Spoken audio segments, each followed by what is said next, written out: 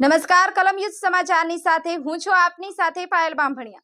તો જોઈએ આજના મહત્વના સમાચારમાં। જે દુર્ઘટના ઘટી છે એની અંદર આપણા નિર્દોષ નાગરિકોના જાન ગયા છે, બાળકોનું અને યુવાનો અને કેટલાક વાલીઓ પણ એની અંદર મૃત્યુ પામ્યા છે। એ બાબતસર અમે રાજ્યપાલશ્રીની પાસે અમે તપાસ માંગવા આવ્યા છે કે આ ઘટના ઘટી એક માનવ સર્જિત છે, કારણ કે આ ડોમ જે ચાલતો હતો ખૂબ જ મોટો હતો અને એની અંદર સરકારી અધિકારી, કોર્પોરેશનના પોલીસ અધિકારીની રાહબરી હેઠળ આ ડોમ ધમધમતો હતો અને એની અંદર તમામ જિમ્મેદાર માણસો છે મોટા મોટા કે જેની તપાસ હાઈકોર્ટના જજ પાસે થવી જોઈએ।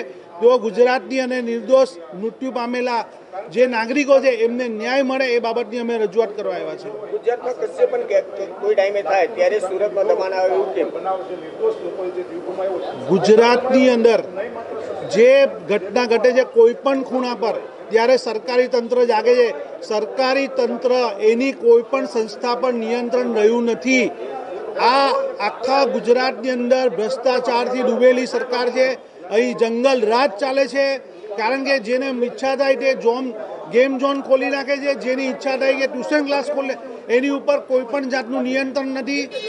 તેઓ વેરો ઉઘરાવે છે, તેઓ તમામ ટેક્સ ઉઘરાવે છે, પણ જનતા માટેની કોઈ પણ સુવિધા, કોઈ સુરક્ષા નથી, કારણ કે તેઓની શાસક પક્ષ સાથે મિલીભગત હોય છે, એમની ભાગીદારી હોય છે। તેથી આમ જનતાના જીવને નેવે મૂકી અને આ ધંધાદારી કામો ચાલી રહ્યા છે અને સુરતની અંદર પણ આ ડોમને અમુક બંધ કરવામાં આવ્યો છે, કેમ કે એમને એની પરમિશન નથી મળી, તે છતાં ચાલતું હતું। તો આ ગેરકાયદેસર પ્રવૃત્તિની અંદર મ્યુનિસિપલ કમિશનર, પોલીસ કમિશનર પણ ઇન્વોલ્વ છે એવું સાબિત થાય છે।